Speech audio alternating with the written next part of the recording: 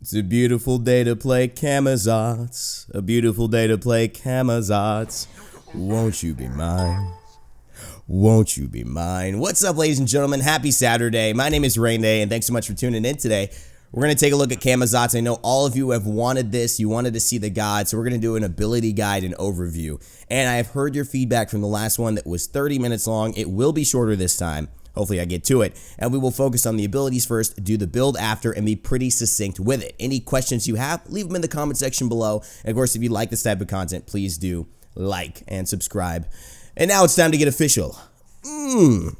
Instant glasses credibility. Black guy with glasses. That's a nice, smart look. That's a nice look right there. So, going into Camazotz, we want to talk about what he is. A lot of people have had a lot of different ideas regarding Camazotz and whether he's going to be effective or whether he's not going to be effective. Let's not worry about that. Let's worry about what he does. You can make your own decisions for yourself.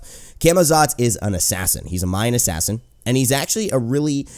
In many ways, he's got a standard kit. He's got 2 line abilities. He's got a small jump, and he's got an ultimate. But in many ways, he's pretty unique in some of the ways that his kit does actually interact with each other and with the environment and with other players. He's got some elements that remind me of Neath. He's got some really cool aspects to his kit, and I'm excited to talk to you about them. So without further ado, let's level ourselves up. Let's put a couple of items on, and let's get into the description. Now we're going to throw on all the recommended items before we change a couple of these at the end with the build that I'll be recommending.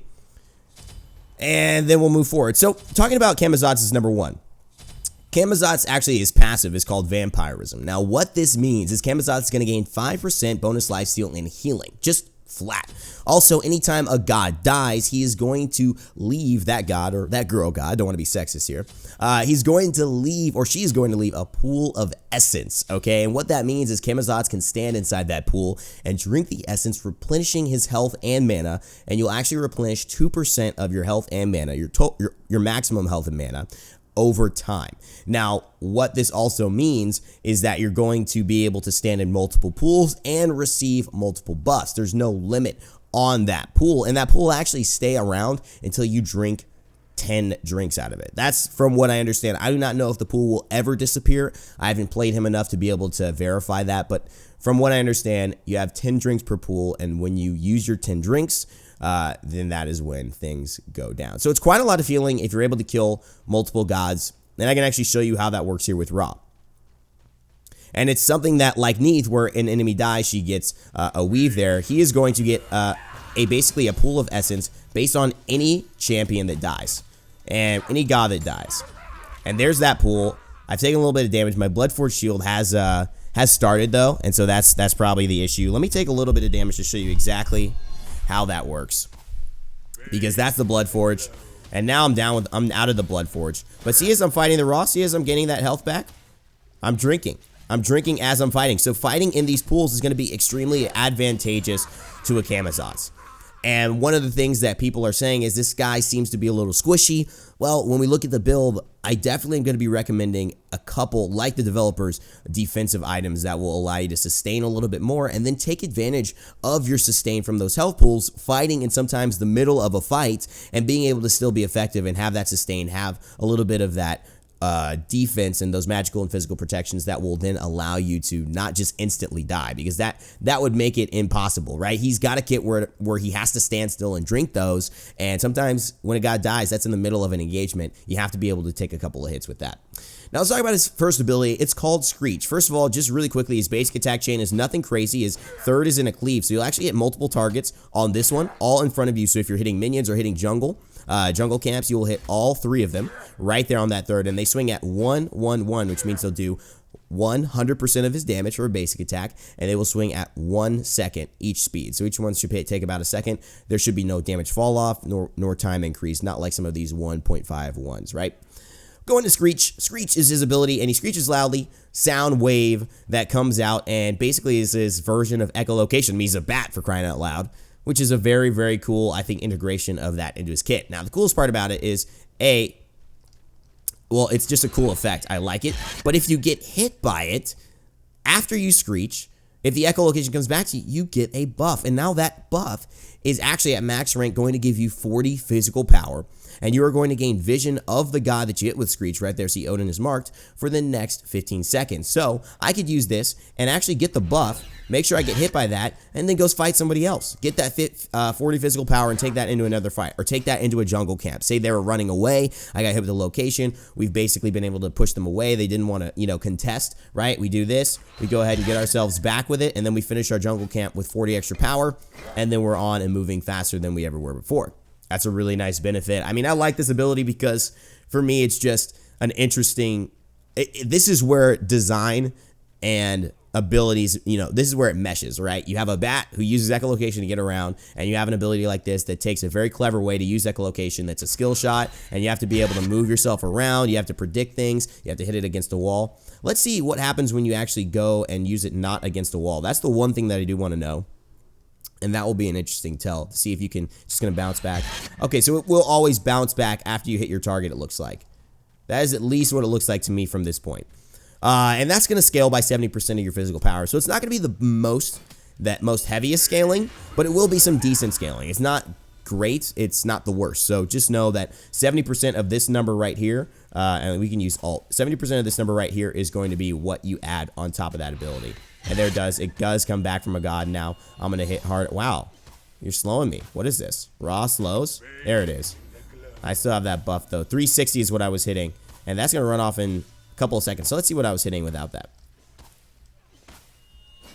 326. So as you can see, that does make a big difference. So being able to land that, anticipate it, and get back is going to be awesome. Now let's talk about our number 2. Our number 2 is actually called Vampire Bats. Now Vampire Bats is a very interesting ability. I want to talk to you about it because to me, I saw some of the numbers on this and I said, what? Like, how is this? That's pretty insane. They're going somewhere with this, and I don't know what. And a lot of people are calling for a buff already, but I'm just saying this is really unusual. So in Vampire Bats, Camazotz commands a swarm of bats to fly and attack a single target, damaging them by 420 at max rank, which is a lot, all right, in general, plus 130% of your physical power. That's not this. That's this plus 30% of this.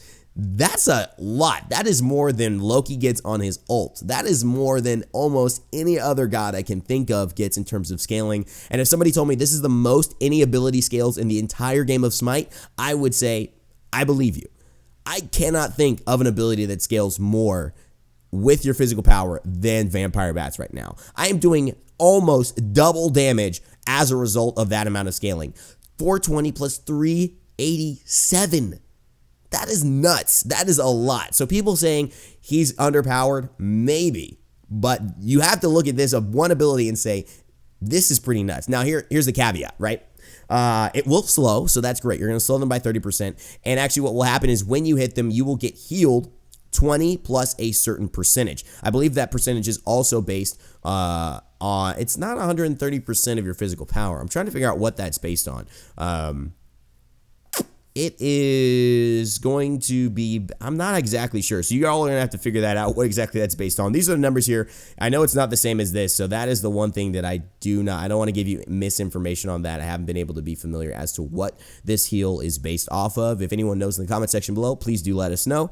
That way we all can learn. And it's okay. I'm not trying to pretend that I know everything more than anyone else. I know a lot of you are really smart and intelligent Smite players. You know a lot of this information. And a lot of you are beginners and don't know any of it. So I'm trying to hit to where everyone can gain something from this. And if you know a little bit more, please do let us know. Now, what I was saying is you're going to get the slow, but you're also going to get a heal back from it. Right now, it's going to look like I'm going to get actually 310 heal in terms of this. Basically, you're in 17. And I'm going to get a stack of 3% physical lifesteal and healing. So what does that mean? This is where a lot of people, I think, got confused with Camazotz. Now, let's just look at the raw damage of this. Pretty decent. Look at that, the damage. It looks like there's some damage over time as the bats do their thing. So there looks like to be an initial damage and then some damage over time, as we're seeing here, taking away from him, which turns into be quite a lot of damage. 2 of those abilities basically almost killed him. And at the end of it, it gets me some health back. So let's see exactly how much health I get back. Let's use this too. Boom. That's going to kill him. It should. And the health comes back to me, and that's a nice chunk of health that I just got right there. And then I can stand in my pool, drink a little bit more. I got the Blood Forge, getting 42 per drink. Very, very nice stuff. So In terms of that stack, let's go ahead and grab one. Let's throw this here. Let's throw this there onto Odin. That champ right there, look at him. He is not marked. What do you mean? Rain Day, I'm getting a stack. Why is he not marked? Well, that's because you actually have to, from my understanding, use it on a jungle buff monster. So now we're going to have to go to the jungle buff camps and show you exactly what this means, because this is where people got a lot of cut up. If you do this, you killed him. No mark. You just did too much damage. That's not why it didn't get marked, though. It has to be the main jungle buff camp. This one guy, the center dude, has to get marked, okay? When he does, you're going to get that heal, and you will then earn a passive. This will grant you extra lifesteal and extra healing received. Now, will my healing increase? Now I have increased healing, as you can see. It used to be 297. Now it's 300. Now let's try this again. Obviously, we'll go here. Get out of my way, you fool. And we'll mark this dude right there. Get it back. You don't have to stay around. You have to look at it. It'll come back to you. And now I've got 2 stacks. Now I got an extra lifesteal, and I've got some extra. There it is. It's not helping my healing that much, but hey, it's doing something. It's doing something. And of course, the lifesteal is probably what's going to be the most important aspect of this. Let's see. Now my lifesteal, well, I'm losing a little bit of damage here, but there it is. 66 right now. 40. Okay, 22. Maybe it's because I just had full health or something like that. It was topping me off. But anyways, that is going to be a very strong use of life. Actually, let me grab that blue buff so I can show you these abilities a lot faster. So we've got that, and hopefully everyone understands how that is. Now, when that when that buff camp dies, it's okay, because the ability that this does, it lasts for 210 seconds. So my Vampirism is going to last for 210 seconds, and that will allow me to still have these buffs until that runs out. So for a little over 2 minutes, you'll have this, and then you'll have to go back and, you know, reset it basically by hitting buff camps. Now, 1 Camazotz per team can own a buff camp, which means that if a Camazotz is on the enemy team in your games, if he gets that buff camp first, you're not going to be able to leech your Vampirism and get a stack of that off of that buff camp. You're going to have to go to another buff camp, wait till that buff camp dies and resets before you can use yours. So very interesting. Create some really interesting counterplay between the Camazotz on both teams. I like it a lot. It's a little confusing. If you have issues with that, let us know in the comment section below. Hopefully we'll be able to elucidate that for you and clarify anything going on with that. Now, after this, you have his third ability, which is called Devour. Now, in Devour, Camazotz leaps. It's just a straight leap, and he's going to do some damage, and he's also going to do some healing. So this healing is going to take, I believe, advantage of the healing per stack he's going to gain. So this will give him 9% healing on this ability. And what it's going to do is basically 320 damage plus 75% of your physical power, and the impact will heal you by 55 at max rank plus 25% of your physical power per enemy hit. So total, you're looking at about 220 for the healing if you hit 5 enemies. And if all 5 enemies are standing right there, you'll probably gain 220, I believe, in terms of your base healing, and you'll gain 100% of your physical power as healing in that leap. Now, tough chance that ever happening, but it might happen. Maybe you'll hit 2, maybe you'll hit 3. Either way, the point is you're going to do a decent amount of damage, 547. Seems to be quite a lot, and then of course you're going to be able to heal off of that as well. So vampire bats, using your 3, using your 2 to slow somebody, right? And they're slow, jumping on them, just going in on them right there. That's a ton of damage. It's probably over 1k damage you're doing instantly. And to a squishy champion, that is going to really hurt their health pool, let alone if you've been able to Screech them first, get that extra bonus power. Now look what we're doing here. Look at how all these are changing on my basic attacks. That is nuts in terms of the damage I'm able to put out. So I think people may be underestimating how strong this god could be. I definitely was in one of the camps of saying, oh, I'm not really sure how he's going to pan out, but looks like when you're taking a look at these abilities, he's got some serious scaling. He's got some serious sustain potential, especially if you build him tanky. He's going to be able to do a bunch of stuff in a fight. So moving on past that, we've got his ultimate, and this is what you all want to see. It is called Bat Out of Hell. He flies in the air. He becomes CC immune for the next 3 seconds. While flying, he may swoop down and deal 300 damage max, plus 20% of your physical damage, physical power, and that's going to be 20% of your physical power per strike, right? So if you do it 3 times, you ultimately receive 60% of your physical power in extra damage, and he may do this up to 3 times. He lands on the 3rd time, and you can cancel it on your right click if you just want to go up and come down for some crazy reason, right?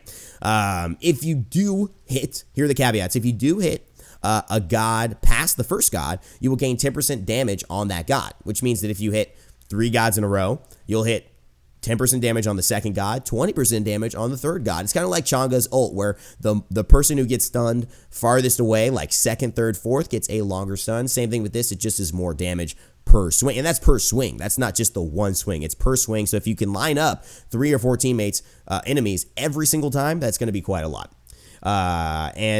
So then we're going to see and jump this into the air. We'll show this. The other thing is that he is CC immune during this. So it's going to look like this. And that is the timer right there. That's what it is. I'm not gonna say wow, right? I'm not gonna say, oh my god. That's pretty cool, flying up in the air. I love that. Definitely bat-like. Lasts not that long. That's pretty quick.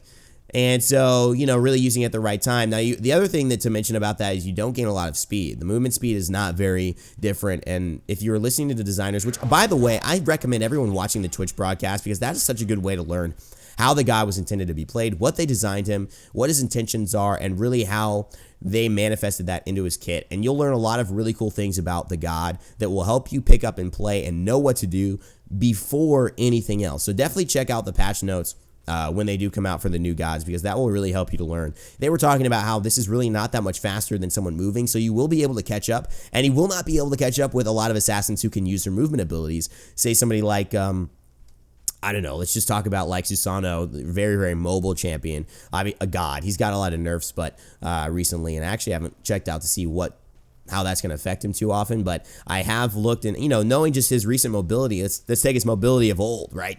What it always is, and just say he's going to be able to escape Camazotz really easily in this ult. It's not that fast. This is the fastest you're going. I did not cover that much distance. Like, I covered a decent amount of distance, but it wasn't very fast, and it wasn't that much. Dash and a teleport would definitely outrange this by a long, long mile. And so that is one of the kind of things to be aware of as you start playing Camazotz. Now, that's what we got for the abilities. Hopefully you all know that. You can rewatch that, and have any questions, please leave them in the comment section below. Let's move on into the build so we can make this as tight as possible.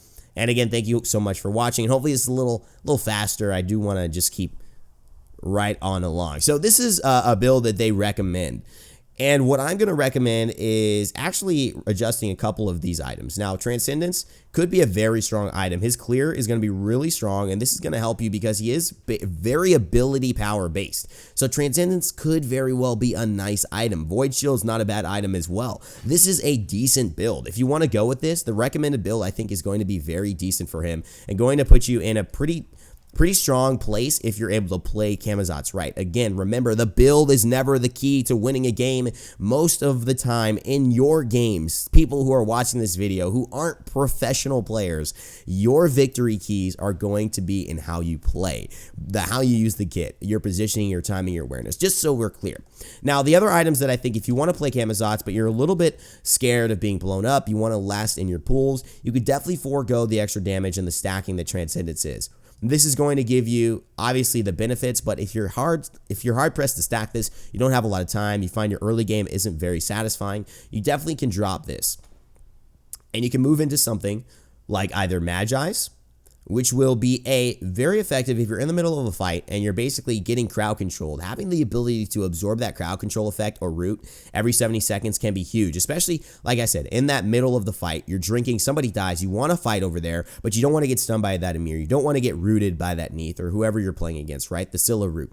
You don't want that to happen. And so having Magi's Blessing, it's going to give you not too many stats, but it will allow you to receive that immunity, and that health is also going to help you to have that health pool and also be able to gain the benefits from the healing. You're going to be able to do that much more, right? If I can only heal myself up to 2,000 and I'm doing a lot of healing, sometimes I'm going to overcap myself. So if I have that 2,350 health, that's going to allow me actually to keep that stack of health going past what it normally was. So I'm getting that extra 350 each fight, each engagement, each time I go back to base. That's going to add up into maybe 10,000 health if you're lucky, right? 5,000 health, 6,000 health that maybe you've had over the course of a game to spend better than the assassin on the enemy team.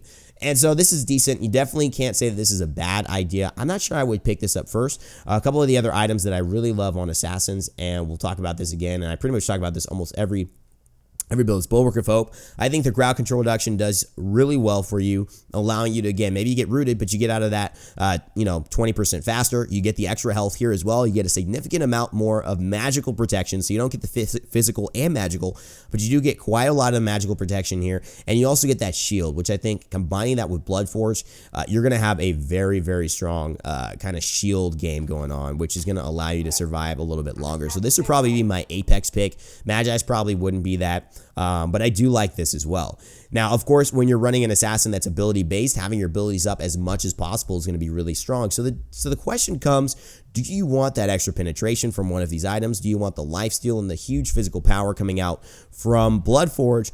And do you want to trade that for another defense item? And this is where it's really going to get up to you. You're going to have to decide what type of playstyle you like. His abilities are going to do a decent amount of damage, right? He's going to hit for a hard amount on these abilities. But do you want to be able to survive, or do you want to just be able to be a little bit more damaging with it? Let's look at what we can do if we take out Bloodforge, which is very lifesteal oriented. The shield is great about this, but you get the physical lifesteal on the basic attacks. And, that's great. That can work. But it may not be what you're looking for. Again, if you're going for more of, I want to land my abilities, jump in, gain the healing from my abilities rather than my basic attacks, and just hit my basic attacks to basically just finish off somebody, not necessarily be, I'm in there gaining lifesteal from my basic attacks, then that may not be your favorite choice. Although it's a great item, some of the most power in the game. You're going to lose a lot of power, but this will give you a lot of sustain and a lot of cooldown. So in essentially, because you're getting that extra 20% cooldown, you're getting the extra mana and the physical protection, you are now basically having 110 physical protection. You're having 60 magical protection, and you have these two penetration items where they're giving you a decent amount of power, allowing all of your physical attacks, even your basic attacks, to gain 33% physical penetration. And you're also getting that cooldown. So now you're going to have 20% plus 20% cooldown reduction. You're going to have max 40% cooldown reduction. Now your basics will go down quite a bit. Your abilities won't hit quite as hard, but they'll be up 4 or 20% faster. And that is something that you're going to have to wager. Not only that, but the idea of, if you don't just want them up 20% faster, do you want to be able to survive in the thick of things? And that is the question, I think, in terms of your playstyle, you have to decide. Either way, Bloodforge would definitely be a good fit for a more offensive approach instead of either the Bulwark of Hope, or I guess you could put that out for Titan's Bane if you really weren't interested in Titan's Bane and you want to keep Bloodforge in there. But I kind of like Titan's Bane in terms of the fact that it has such good benefits over all of your abilities, and it's a really strong item if you're just an ability-focused type champion. And now, if you're not running this damage, having that number one come back to you and give you that extra 40 power is going to be more important than ever to get you back up to that state where you typically were with Bloodforge in your build. That's going to do it for me today, guys. Hopefully you all enjoyed this gameplay ability and build overview guide. I guess that's what I call these now. And I apologize for any rush, but I did want to make sure that this was gotten out so that it was a little faster, a little bit more succinct for those who are really interested in Camazotz. That's going to be it for me. And if you like this video, please make sure to like, share, comment, subscribe, do whatever you want to do. Enjoy it. This is a resource for you. I have this knowledge that I've been, aware of in my head. I just wanted to put it out there so those who are interested in playing Camazotz can have a head start and can do well in their next games and hopefully understand this god a little bit more, because I know a lot of you were a bit confused. Thanks so much for watching, and as always, remember to never give up, never stop gaming, and I'll see you all next time. I'm a bat! Yeah! I wish I could fly longer.